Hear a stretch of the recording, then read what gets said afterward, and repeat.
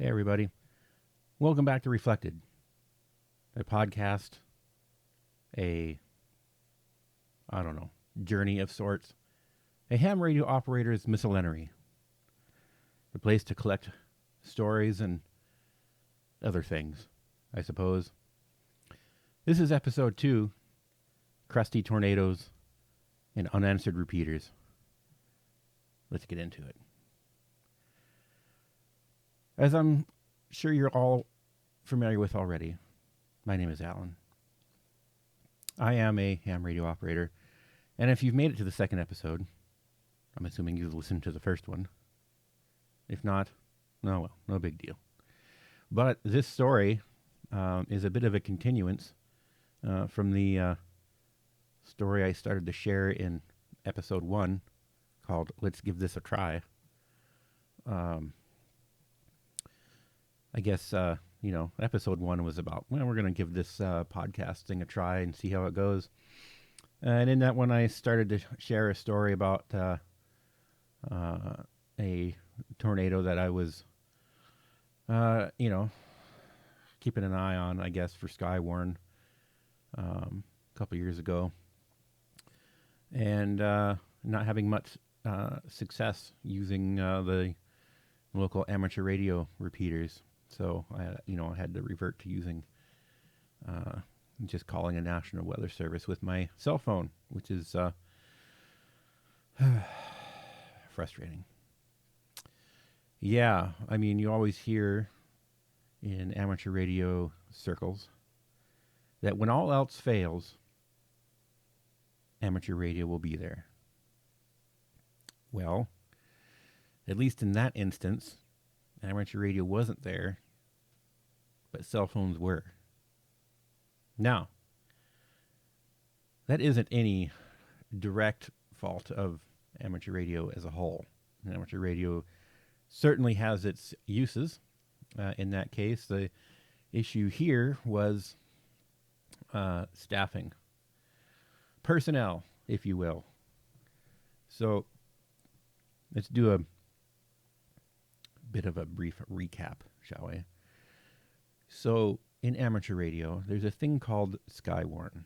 And in that Skywarn, typically what you have is a amateur radio operator and an amateur radio station consisting of typically a VHF or UHF mobile radio and possibly an HF radio, at least one of those things, stationed at the National Weather Service office for that particular territory. Whenever there is a severe weather event, the National Weather Service will put the call out to the local amateur radio operators on, at least in this area, what's known as a code red list. And those amateur radio operators are supposed to respond to the National Weather Service office and activate that amateur radio station. Simultaneously,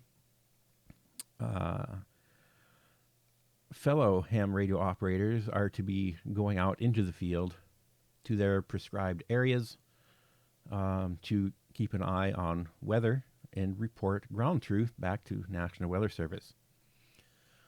Why do we do this? Well, we do this because given the nature of how weather radar works, the meteorologist can't see what's happening directly on the ground level.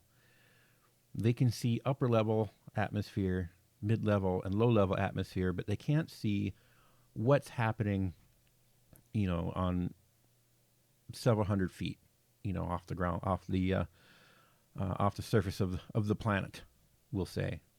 So that we rely on people in the field, amateur radio operators, who have eyes on the storm and are reporting back to them what they see. This informs their decisions as to whether or not to issue warnings. Do we turn the sirens on, tornado sirens that is, etc., etc. So this is a very useful thing that amateur radio does, and in a lot of communities, this works extremely effectively. However, in my area, this is less so effective.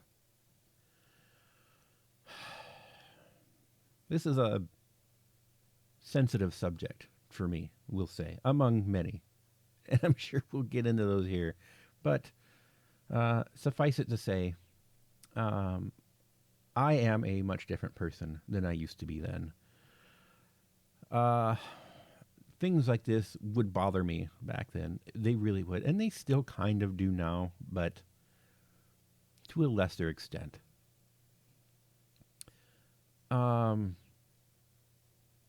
I was the section manager for my county for Skywarn, which didn't really mean much because I was the only Skywarn person in the county. So, I mean, what do you do with that? But setting that aside, you know, we as a whole, the Skywarn community here, try to work together during severe weather events to get the information to the meteorologists that they need. Well, in recent years, and this is going back, I don't know, probably 3-4 years now, it's been on a steady decline as far as active members in the Skywarn situation here. So when I was in, when the station we had at the National Weather Service was effectively just I think we had a VHF mobile radio and an HF radio, but we typically during weather events really only used the VHF radio. Weather reports that were gathered from operators out in the field were recorded in a paper log by hand during the activation.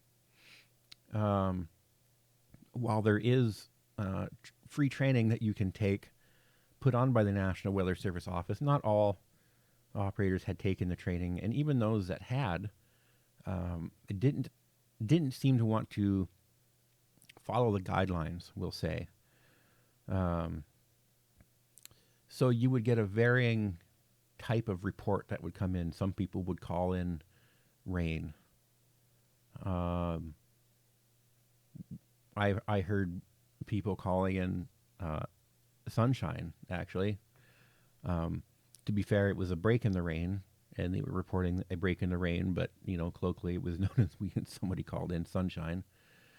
You know, but people were reporting things just to report them, and that's not necessarily what you want to have happen during a severe weather event. You want to keep the frequency clear for actual traffic when it's needed, and ideally you should be sticking to a uniform style of traffic, you know, a uniform format, and this wasn't happening. Furthermore, we were still using the paper logs, which meant that there's a significant amount of time from when the report was reported to the Skywarn station at the National Weather Service office to when the meteorologist actually received the information. So, like I said, me being a much different person back then, I decided that, we needed to modernize this a little bit.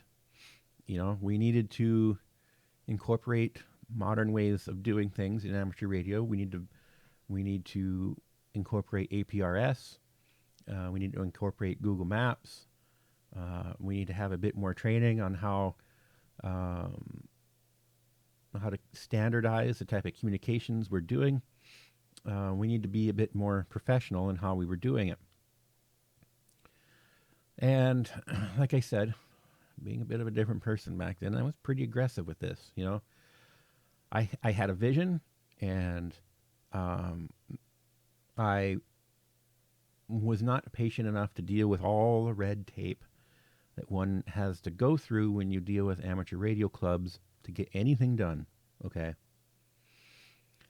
So, you know, I forged ahead as best I could, you know, in being frustrated with the whole thing. from pretty much from start to finish.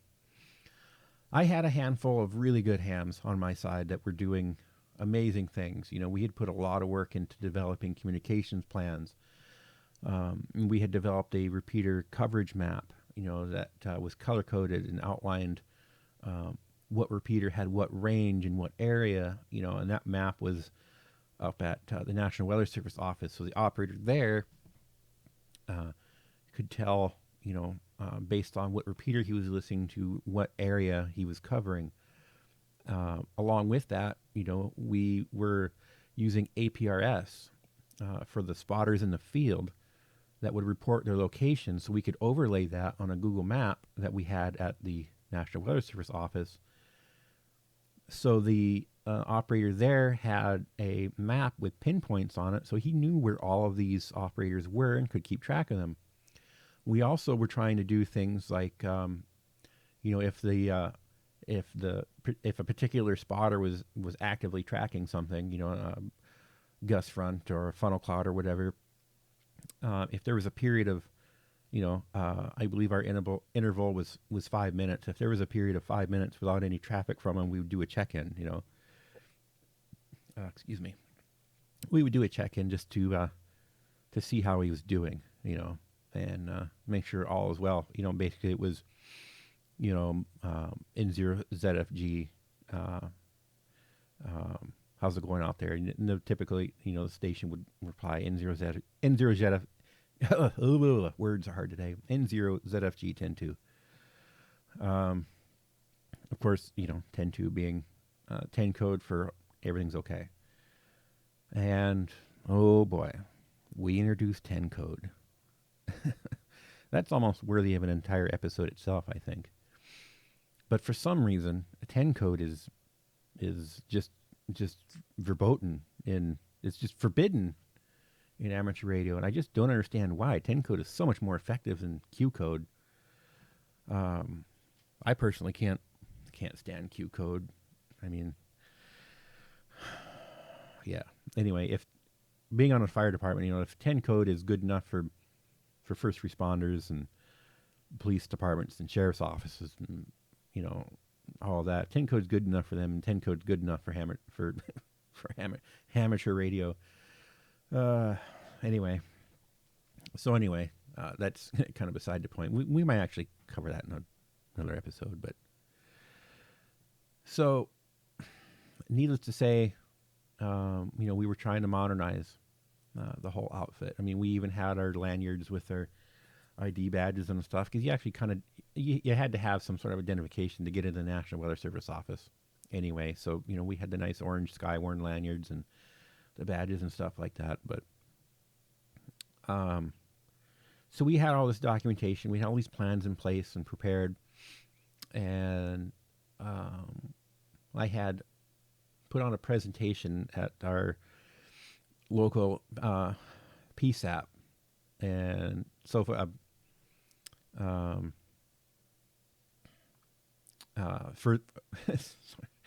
trying to keep track of my train of thoughts here, right?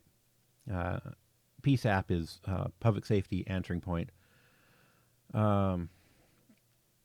So, that's where your 911 calls go. You pick up the phone, you call 911, it goes there. That's where the dispatcher is. So in the basement of our local PSAP, we had this presentation that involved the local sheriff's department, the local police department. National Weather Service had a presence there, and all the amateur radio operators that were partaking in Skywarn at the time were there. And so I did a presentation on what we were proposing, we wanted to change, and our reasoning for wanting to change them, right?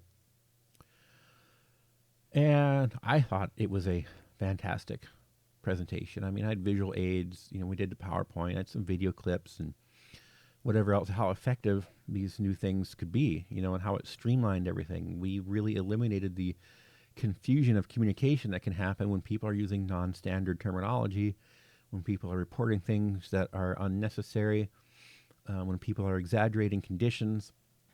It adds a lot of confusion, and it really erodes the trustworthiness of the reports that National Weather Service is getting from the field. So anyway, I did this It was only like 45 minutes long, this presentation. And I got to back up here. Keep in mind, myself and the group of guys that were with me, at the time, we're all about round about 30 years old, right? So we are by a large margin, the youngest people in that room. Okay, except for maybe the public safety guys, but for the amateur radio operators, we by a large margin were the youngest people in there. So by the end of that presentation, we had effectively started a war between new hams and young hams unintentionally. New hams wanting to modernize and streamline and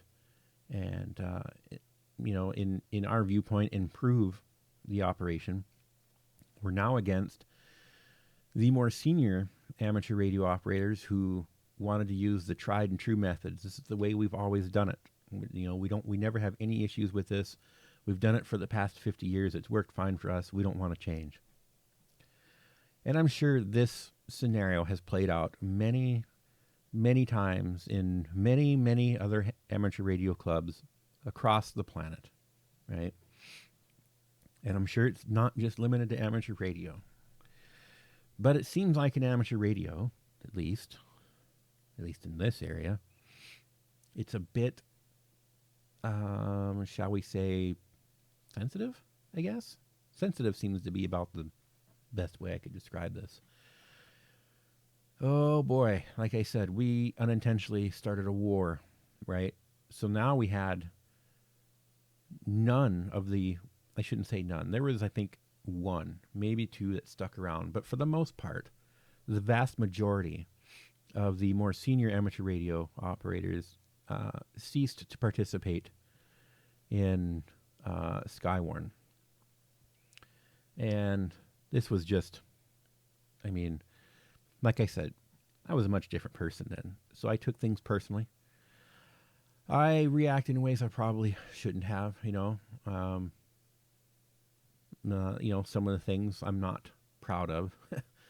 Some of the things I did, I can't even really remember exactly what had happened or why it had happened.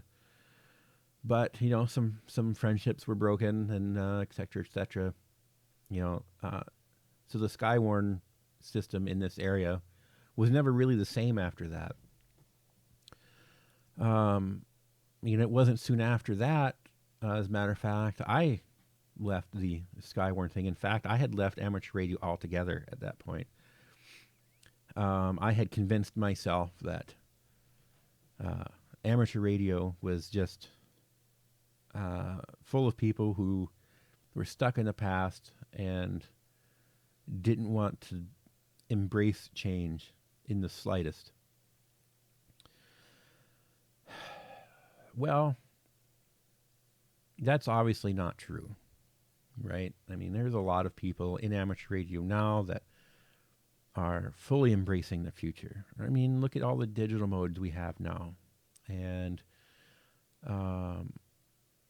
all the new types of equipment. SDR is really taking off. Young people are coming into the hobby more than they ever have before. It's absolutely fantastic. And that's kind of the reason why I got back into amateur radio, because I had kind of made peace with the fact that there's just aspects of this hobby that I just need to stay away from. And if I'm going to be a part of the hobby, I just need to, A, not take things personally, right? B, just kind of do my own thing, right? Attack amateur radio the way I want to do it, right? I want to learn from it what I want to learn from it. Make it fun for me. So that's what I'm attempting to do. Now, there are still things in this area that I find frustrating, right? So where I live is kind of like in the middle of this like amateur radio repeater purgatory. Whereas the larger city to my north has a series of repeaters in it. Well, I say series. There's two. There's two on the air right now. One of which nobody monitors, but that one has pretty decent range, right? I can very easily and very clearly use that one from the little town that I live, which is about 20 miles south. The other one, through various reasons of neglect or not understanding the repeater itself, only has about 7 miles of range. When you get out of the bigger town to my north, about 7 miles out of town, it starts to drop off pretty quick. There's another repeater about 40 miles east, well, about 30 miles east, that we can pick up, clear as a bell. And I guess it's about 40 miles as the crow flies from that repeater to my place. And I can bring it up easily from here. So the thing that frustrates me is when I try to tell someone about this repeater's poor performance, only having 7 miles of range, I am met with the standard, well, there's something wrong with your mobile outfit because it works fine for me. And, after a while, you just quit trying, right? And the people that say this are people who never leave town, So, they run their errands and stuff in town, and of course it works fine for them because they're in town, right? They don't go out of town.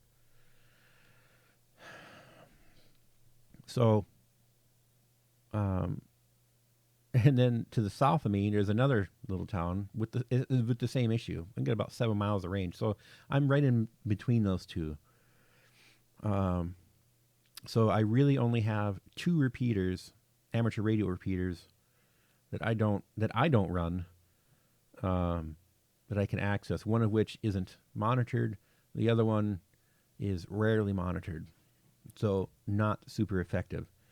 In an emergency situation, say I got, stuck in the ditch in my vehicle during the wintertime, there's no point in calling for help on either one of those because no one's going to hear you. So, what's a young-ish amateur radio operator to do, especially one with experience in public safety grade equipment? Well, you take some of that used public safety equipment and you employ it in amateur radio service. So that's what I did.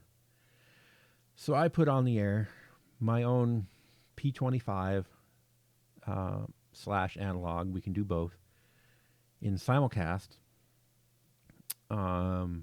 with 4 receive sites with a voting system. So I can cover this whole area we're in with perfectly clear, beautiful digital audio, and it's an absolutely wonderful thing.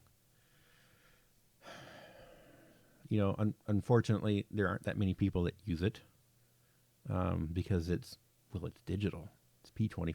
Not only is it digital, it's P25 digital, which means you have to have a public safety grade piece of equipment to utilize that, or a scanner, but then you can only listen, right? And there's this perception out there that public safety grade equipment is hard to use, it's expensive, it's this, it's that. You have to have, super expensive software to program it. You have to have programming cables, and it's just not ideal for the ham, right? So, and that's just not true these days. I mean, the equipment's cheap on eBay. A lot of times you can find the software for free. You can make the cables yourself if you're industrious, or you can buy them from eBay for less than $20. And as a unintentional benefit, you now get to use public safety grade equipment, which is just about indestructible. Not to mention, you get 110 watts, in some cases, output power in VHF or UHF. So instead of complaining about the poor repeater coverage anymore, I decided to do something about it. And that's what I did. Put my own system on the air. So, it's there when I need it. I've got some friends that use it. Unfortunately, the main guy that used it's no longer with us. God rest him. But, my spouse uses it. So I think all in all, it's a win-win, right? And then I've solved the problem for myself, and of course it's amateur radio. It's free for all hams to use should they choose to, right? So I don't know. What's the moral of all this that I've been going on about for nearly the last half an hour? I guess it's this. Don't take things personally, right? Be patient. As I say at the end of all of my videos and podcasts, be kind to everyone, because everyone's fighting a battle that you don't know anything about. And man, especially today, is that ever true? So just remember, it's amateur radio. Let's calm down. Let's take a breath. Let's relax a little bit. Let's have some fun with it. The old ways of doing things certainly have their place. The new ways of doing things certainly have their place. You can be in one camp, or you can be in the other camp, or you can be anywhere you want in between. It doesn't matter, right? Whatever makes you happy. So, the Skywarn outfit in my area is slowly improving, I think. We are getting new hams in the area. I may at some point rejoin. Maybe this storm season I'll rejoin, and we'll do we'll make some videos on what it's like to do storm spotting for Skywarn. It's not really that interesting. It's not like Twister, or, we're not out there being like Reed Dimmer or anything like that, but, maybe we'll do something like that. Unfortunately, we still deal with the same poor coverage repeaters, but, what do you do? I would love to get the National Weather Service office in my area set up with some radio equipment to be able to utilize my P25 system, because it's, it just works. But, it is what it is, right? Nothing I can do about it. So, I know this episode has been a bit dreary, a bit downtrodden, lackluster, if you will. Oh, what else is it? Maybe not even that interesting, really. But these are things that need to be said. If not for everyone, at least for me. So now that they are said, let's just not worry about it anymore. Let's move on. The past is the past, right? So, in the spirit of moving on, let's move on. So until next time, my friends, this is Reflected, a ham radio operator's miscellany. This is Alan, out.